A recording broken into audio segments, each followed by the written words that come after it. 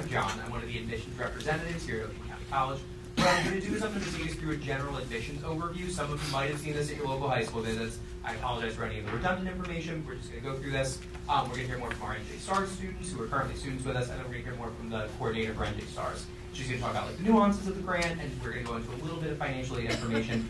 We don't have anyone from financial aid present with us tonight, so if you have any specific questions, we can definitely get you in touch. But don't be shy. If you do have any questions, run them by us, and we'll send them over to financial aid. So, as I mentioned, this is part of our Inlet series. The Inlet series is a bunch of different information sessions that we're doing that all have representatives from different departments across campus. So we do a general OCC information session where we'll take another tour of campus, talk about more about the programs that we offer. We have one on funding your education where you can come back and learn more about STARS. We have one on getting involved on campus, and we have another one on transfer. So these are some fast facts about the college. I'm not going to patronize you too much and read them all. The one I'm going to draw our attention to is the price per credit over there. Our price per credit is $147.50 per credit, which is a very modest rate. However, you guys don't have to worry about that with the STARS grant because everything is covered by the tuition. Or the tuition portion is covered through the state. So what's kind of nice is when you look at it in retrospect, essentially, you're looking at a full course. So like from OCC, it's $2,500 basically for a full semester for like 15 credits, 5 classes roughly. That's the price of some classes, of like one class at other institutions. So to put that in perspective, it's a really modest rate, and that rate is being covered for you by the state. So that's really great. Enrollment, I'm going to point out also in 2014, 46% of Ocean County graduates came to this college first. And some people do go away and they decide that it's not for them, and they'll come back to us. That's basically half of the county if we're looking at it. So a lot of people worry that they might have happy friends in college, it might not be the experience that they're looking for. We do get a good chunk of the county students who come here, so it's not like you're coming into this blind. You would have a cohort that you're coming in with comfortably. On the other coin, let's say you're looking to break away from the friends that you had in college and really get a different experience, you can do that too. Just because you really build your schedule as to what you would like it to look like, so you don't ever have to run into anyone you don't want to. The importance of a degree, I'm going to go over this very briefly. With an associate's degree, you basically double your earning potential. If you go on to earn your bachelor's, master's, etc., it basically increases your earning potential for your life. So it's really important to look into these kinds of things because a lot of people leave school and they say, high school really wasn't for me, not sure if I want to go to college. College is structured a little bit differently, so you're taking classes that are more of interest to you, more of interest to your degree program, and basically helping you look to that next step in your life. So it's not as mundane as what you would go through in like a high school class. We do have those core classes that you do have to take. Most programs have a buyout, like a lab component at least. Most do have a math component as well. But after that, you're really like in the core of the classes that interest you. And it really does increase your earning potential down the line. So it's really good to consider these kinds of things. And if it's not for you, you can always go into a certificate program. The STARS funding, though, does not cover certificate. So for those of you who aren't familiar with what OCC offers, we offer associate's degrees. We have one in associates in arts and one in science. We have an associate of applied science and nursing. So the associates of applied science and nursing typically translate right into the workplace. So people will get that done. They'll sometimes continue to get their BSN through CAN. Otherwise, they'll go into a hospital or they'll start working in the doctor's office. The associates in arts and the associates in science are typically designed to transfer. So let's say you want to go into a math program or something like that. You can do an associates in science and mathematics and then transfer that to whatever school you want to go to. Let's say you have no idea what you want to do, which does happen a good chunk of the time. You can go into an associates of arts in liberal arts, which is basically a general degree. So it's a little more structured and tells you a little bit more like which classes you're supposed to take instead of having that brain to like pick your left a little more. You still do have that wiggle room to build it a little more to like what you're looking for, but it's pretty well designed to transfer. So you could take that to any public in-state school. We'll talk about it in a little bit. There's a law called the Lampet Law that protects all the credits that you get at the community college, and then you would start at that institution as you like I said, we offered some certificate programs. So let's say you wanted to become a certified veterinary assistant or a phlebotomist or a pharmacy tech, or you wanted to be a bookkeeper and office manager while you're going to school. These are certificates that you can pick up through our continuing education department. And you can typically just apply those right to the workplace.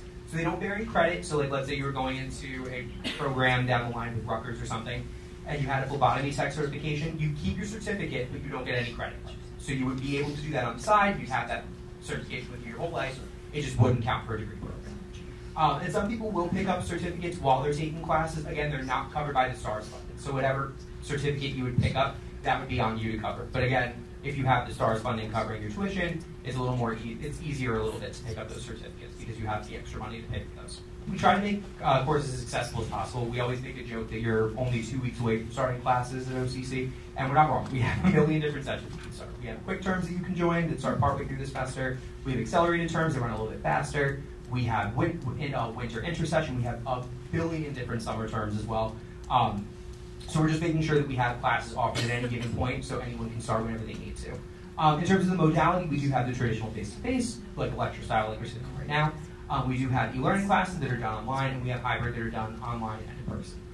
We even have labs online, which you can do, and you can take a lab at home with a lab kit. And those are great for students who do have very busy work schedules, but again, we really for first-time students, we usually recommend that you start taking most of your classes in person, and then you can kind of transition to online. That's what you would like to do. We do transfer out to a lot of institutions, and again, this is what I was talking about with that Lambert law. So if you get your associate's degree from OCC, you get your full 64 credits, and you transfer out to a public in-state institution, all of the credits are protected under the Lambert law. So you can go to Kane or Stockton or Rutgers or any of those public in-state schools, and they'll take everything. You start in the meat and potatoes of your program, and you're a junior in that school's eyes. If you go if you go private or out of state, we usually just recommend staying in touch with their transfer office. So you would reach out to them and say, hi, I'm going to my local community college. I am taking these classes. What do you recommend? And they might have a couple nuances they prefer for you to go for. So let's say you're in a communications program. They might say, we'd rather you take our fundamentals of public speaking, take this at OCC, take that at OCC. And they'll help you kind of build your OCC career around what they're looking for. So the Kane Ocean Partnership is basically a satellite campus that Kane has down here with us. So if you want, you can complete your full associates from OCC and your bachelor's from Kane for under $35,000, which is great. That's the price of some institutions for 1 full year, so that's a very modest rate. They have all their popular programs down here, so they have education, they have public affairs, they have business, they have psychology.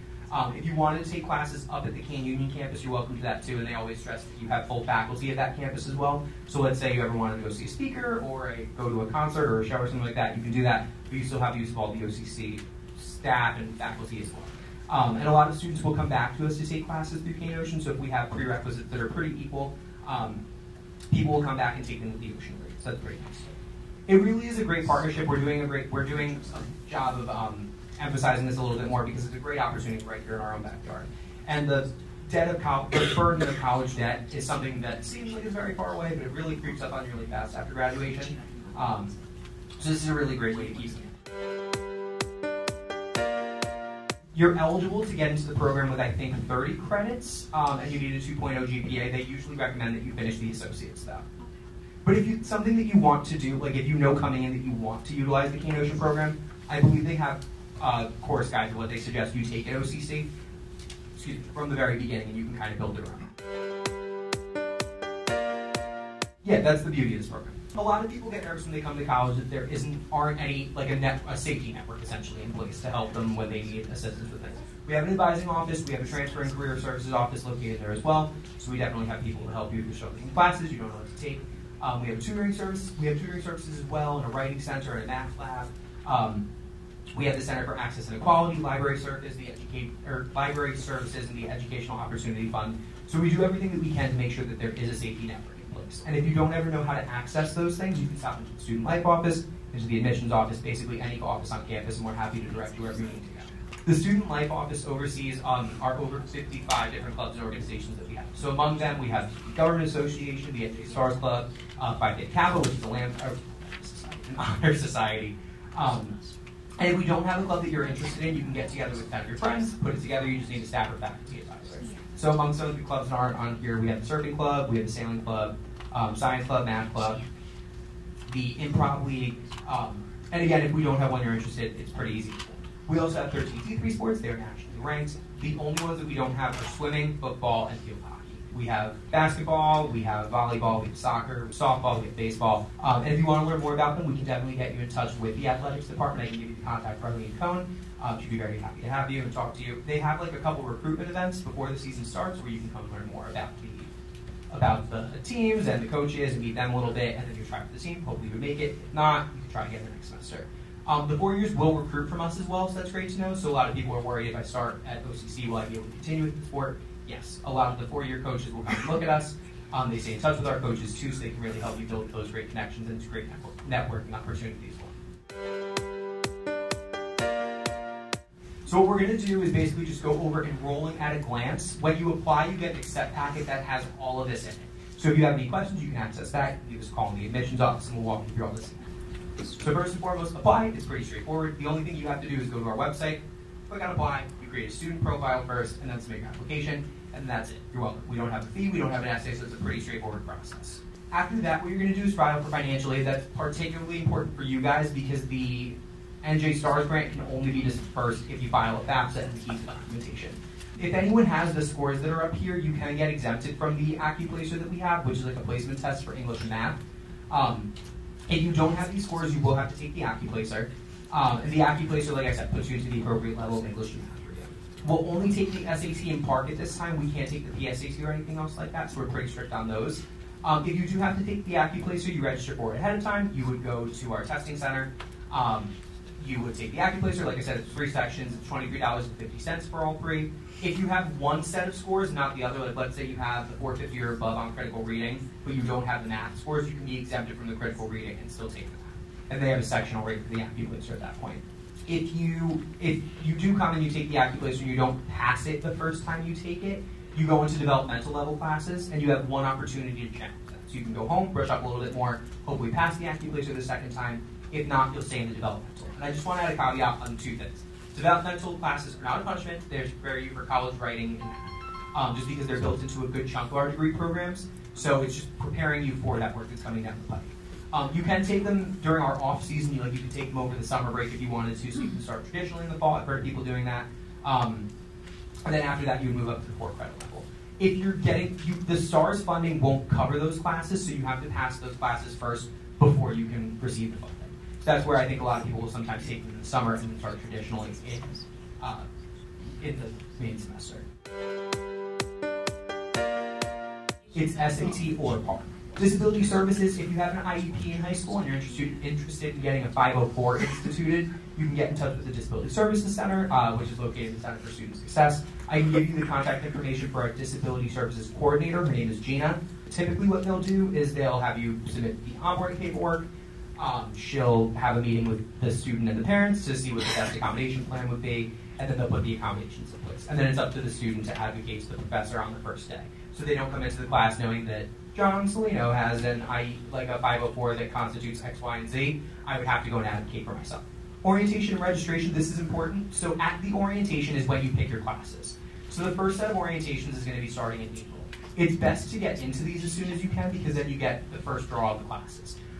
They go all throughout the summer. They go up all the way up until basically mid to end of August. But like I said, it's definitely better to get into an orientation sooner. You'll meet some of the students. You'll go on a tour with orientation leaders around the campus. They'll talk to you a little bit more about working with professors and their experiences across campus. The advisors will talk to you more about building your schedule, and then they'll actually help you build the schedule. So you're going into it with help the first time that you do it, and they'll talk about the nuances of your degree program, how certain classes kill a couple different requirements. And they'll also have a separate NJ STARS orientation too, so you can meet some of your fellow NJ STARS, which is great. If you didn't want to go to that one or you couldn't make it to it, you're obviously welcome to any of the other ones, but it's a nice chance to meet that cohort that you're coming with. Payment is due within 24 hours after registering. I'm sure it gives you a lot of anxiety because it gives me a lot of anxiety. What people will typically do is they'll break them up into payment plans, and they'll just pay them in the chunks. Sometimes what people will do is they'll pay in full, and the financial aid will reimburse them, or they'll put put a partial payment down, and the financial aid will reimburse them and then cover the rest. The purchase books, you can get them from the lovely OCC bookstore. You could also get them online if you wanted to. It's whatever works best for you. We do have Barnes & Noble booksellers, so they'll price match. So let's say you find a book on Amazon for $50 and the bookstore is selling it for $100. You just bring it into them, show them the price difference, and they'll match it for you. So that's pretty great. Then I'm going to introduce Eisen Najib and Rachel Hess. They're going to talk a little bit more about being students here, working with the STARS program, some of the things they're involved in, and then afterward, they're both going to open up to questions for about 5 minutes. Hi everyone, my name is Eisen Najib. I did meet a lot of you guys when I took you guys on the tour, which I hope was helpful. So before I begin, I do want to congratulate you guys on being the top of your class and for taking a step towards your future. Not a lot of people think that it's necessary to come get an education, or some of it, sometimes it's just not for other people. But I think that you guys should be rewarded for how hard you guys have worked during your high school years. And I think it's important that you guys take a second to applaud yourselves. So I can't clap, but I think that you guys should clap for yourselves. So that was my little little spiel that I want to give before I introduce myself. My name is Aizen Achieve. I am heavily involved on campus. I love OCC and I love doing a lot of the stuff that I do here. So I am an admissions ambassador, and I am an orientation leader, so when you guys sign up to do orientations, I'll probably be giving you guys a tour again. I'm also a writing center tutor here on campus. Along with that, I am the vice president for the Honor Society on campus. So it's really interesting. I do want to tell you guys a little bit myself, just in case that you guys are interested in any of the things that I'm doing right now, and then, when we open up for questions, you guys can go ahead and ask me. So I am a second-year student here at Ocean County College. But what I want to talk to you guys about is the reason why I came to Ocean County College. So when I found out that I was a STAR student, I actually was really, really, really happy because I just knew that I was going to have a long-term goal of mine accomplished. My long-term goal, which, we usually as individuals, we always set long-term goals for ourselves as well as short-term goals. So a short-term goal of mine is like getting an A on my calc exam. And a long-term goal of mine always was to be able to get my bachelor's degree without having any loans. And I know a lot of you guys might be thinking that it might not be possible or that I'm insane for thinking this, but I'm here to tell you guys that my 2 years at OCC has gone by, and I don't have any loans. In correspondence with my other friends that are going to other universities who have, loans, I don't have anything. And I know that as I proceed and go on to my four-year university, whether it be Rutgers University or NJIT, I know that not only will I have help from NJ Stars, because there is an NJ Stars 2, number 2 scholarship, and there's also the Phi Theta Kappa scholarship. So that's really awesome. I know that coming to Ocean County College, it's not always been, it's not easy to pay for college, but being an NJ Stars student, I've definitely been able to, not have to deal with the financial issues that a lot of other students have to go through. So I thank NJ Stars for that. Another really awesome thing about NJ Stars and coming to Ocean County College is NJ Stars makes you a leader. It really does. You guys have the NJ Stars, you got that stars in that name, but it really does make you a star. You leave Ocean County College feeling as though you've done something for the campus. And not a lot of students can say that. A lot of students come to campus and they don't really put their 100%. But as an NJ Stars student, I promise you will become a leader and a star. My experience is very similar to Isa. Without really realizing it, we had the same long-term goal. Why would I want to go to college when all I'm going to have afterwards is debt? So a little bit about me. I'm actually a first-generation student. So what that means is my parents, they did not receive a degree, nor did they go to college. So I'm the first in the family to go to college. So it was a new thing to me, and I had no idea what to expect. So a four-year college kind of seemed pretty scary. OCC was close to home, so stay home or go to college where I have no idea what I'm doing. So I graduated from High School South. Is anyone here from High School South? No? Okay. Go Indians. The only one. So the NJ Star Scholarship was a huge part of my decision. My tuition is paid for, so of course I will go there if you're going to pay for my tuition. That was a pretty easy decision. I actually didn't even look at any other colleges. OCC was the only one I applied to because I knew that's exactly where I was going to go if I was going to get this NJ Star Scholarship. So in my first year, I'm majoring in general sciences. I knew I wanted to be in the healthcare field, and that's when I became involved in the NJ Stars Club. The NJ Stars Club is a community service-based club, so we do lots of fundraising for different organizations. So we fundraise for the American Cancer Society, People's Pantry right in Brick. So in high school, it's hard to believe, I guess, I wasn't involved at all. I wanted nothing to do with extracurricular activities. I was invited into NHS, and I didn't do it. I didn't even want to join NHS, which is the National Honor Society. The only thing I was involved in high school was I joined the tennis team. And why did I join the tennis team? Because my friends did it. So I did nothing for myself. I wanted nothing to do with extracurricular activities, anything like that. But then I came to OCC, and that's kind of where I'm getting at is from the NJ Star Scholarship, I chose OCC, and OCC has given me so many opportunities that it's unbelievable. When I was asked to come here and speak about my experience, I was so excited because I'm such a nerd for OCC. I love it so much. I never thought I would, but it's really an amazing experience if you get involved, because not only if you get involved, you'll have that experience, but you have to want it as well. You can't just do it because someone tells you, or that's something that'll look good on your resume. You have to want to do it. Unfortunately, I'll be graduating in the spring, so I'm sad to leave OCC. I'll be transferring to a 4-year institution somewhere in New Jersey. I don't know where yet.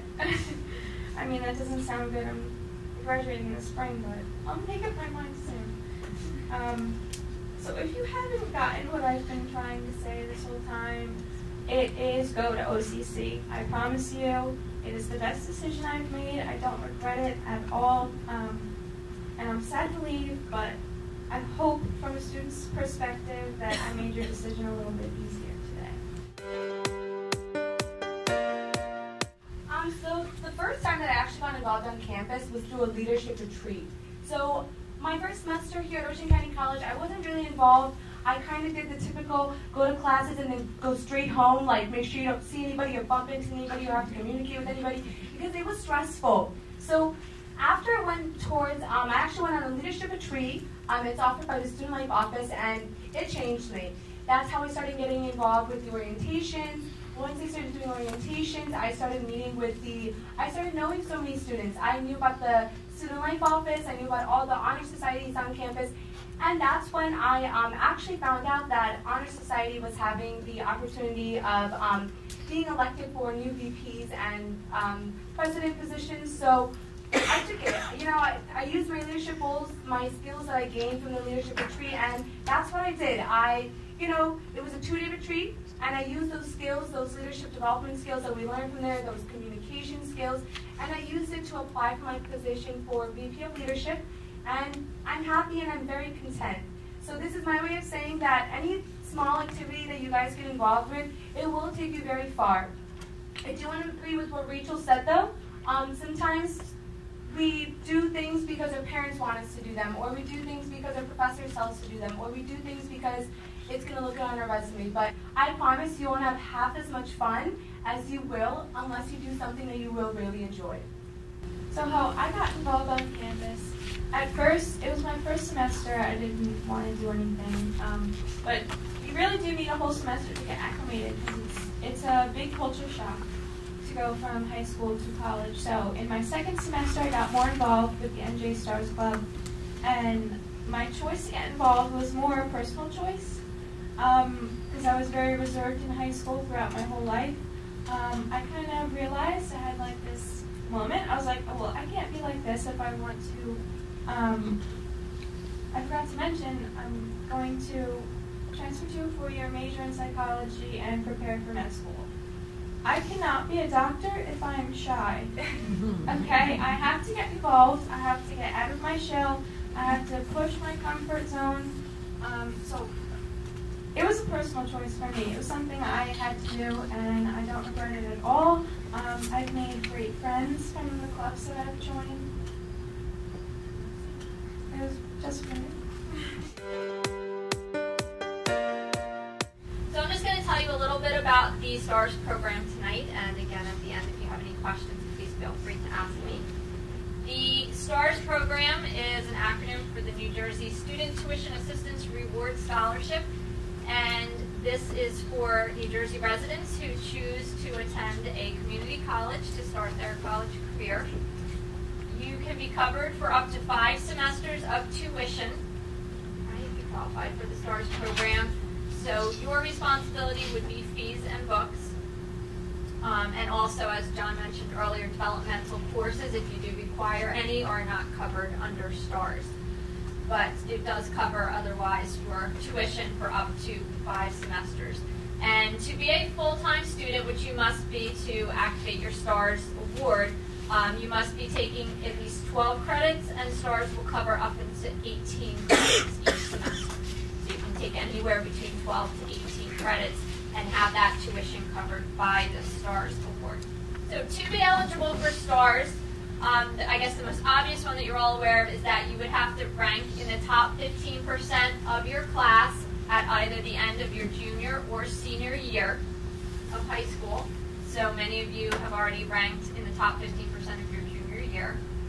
You also have to prove what we call college readiness, and as John spoke earlier, you can do that by having attained those SAT or PARCC scores that were up there, and if you haven't achieved those scores, you can also take our AccuPlacer to demonstrate college readiness. So STARS cannot be activated until college readiness has been demonstrated, which is why if you do test into those remedial courses, you cannot yet activate your STARS award. You also have to be a resident of New Jersey. You do have to attend the community college in the county in which you live. Only exception to that would be if that community college does not offer a program that you're looking for, then possibly you could go out of county, but otherwise you are required to stay in county. And luckily, if you're in Ocean County, you have a great community college here to come to. And then there are the financial aid components to be eligible. As John mentioned earlier, you do have to have filed your FAFSA and the New Jersey State financial aid paperwork as well. And all of this goes into determining your eligibility.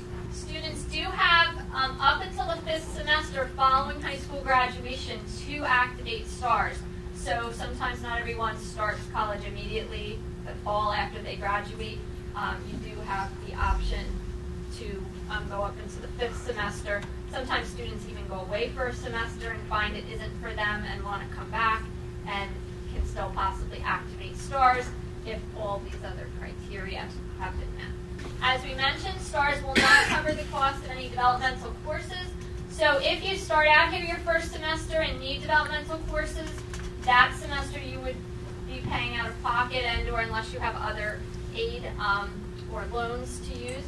But once you complete those developmental courses, as long as it's within a year from high school graduation, then you could still activate your STARS following the completion of those courses. So that's really the key thing. You do have to prove that college readiness within a year following high school graduation. Once you activate your STARS, in order to retain it, you will complete the FAFSA for each school year. So once you do it the first time, you're good for the next semester, but then before the following school year, you have to file a new FAFSA. So you'll do that for every school year. You do have to maintain full-time enrollments, which means 12 or more credits in order to maintain STARS eligibility. And you're basically looking to maintain a cumulative GPA of a 3.0 while you're here, which is basically a B average. So you want to aim for all A's and B's if possible. There is also a STARS 2 scholarship program for students who do graduate the community college within 5 semesters and earn their associate's degree. You can potentially move on to a 4-year New Jersey school and be eligible for STARS 2. That award is fixed at $2,500 a year. So once you get to the 4-year, you would be eligible for $1,250 per semester towards your tuition. In order to be eligible for that, you do have to, again, graduate from the community college with your degree. You do have to graduate with a 3.25 GPA or higher.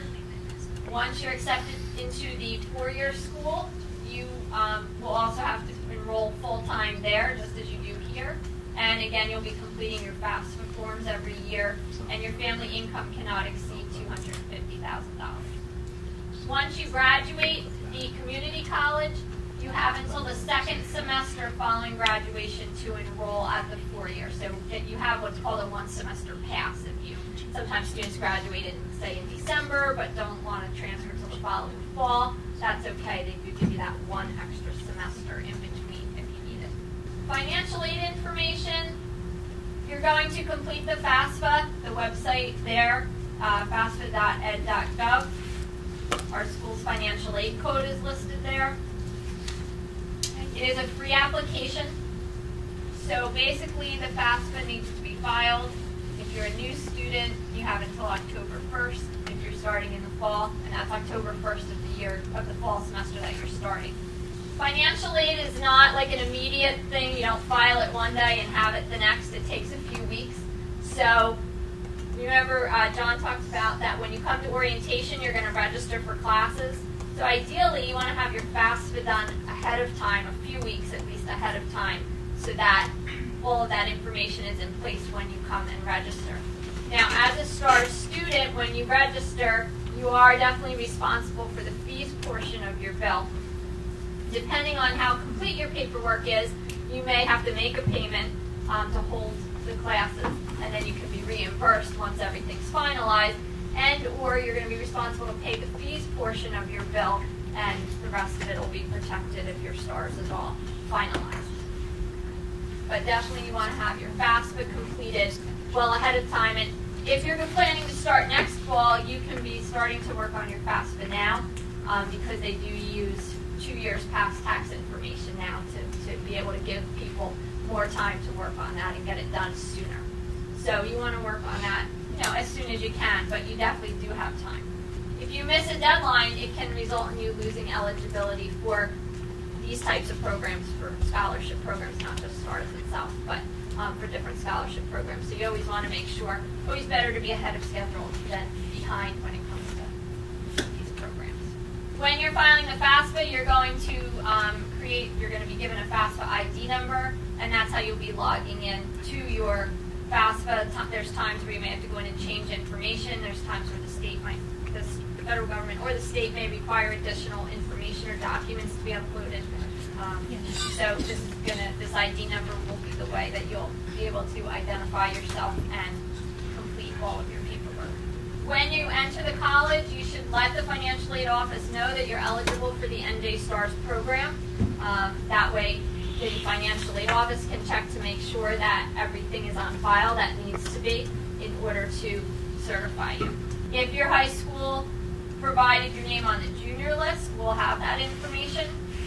But many students qualify in their senior year, and the way we know that is when you present us with your final high school transcript showing your rank. So again, that's up to you to self-identify and let us know that you believe that you qualify for the STARS program. And then we'll be able to track down all of the other paperwork if that's necessary. So when you're doing your financial aid paperwork, you want to make sure that you check off all the information, you check your status, you update documents, you renew every year, and you can potentially apply for loans as well if need be. But basically, you want to be proactive and check with the financial aid office to make sure that they have all of the information on file that is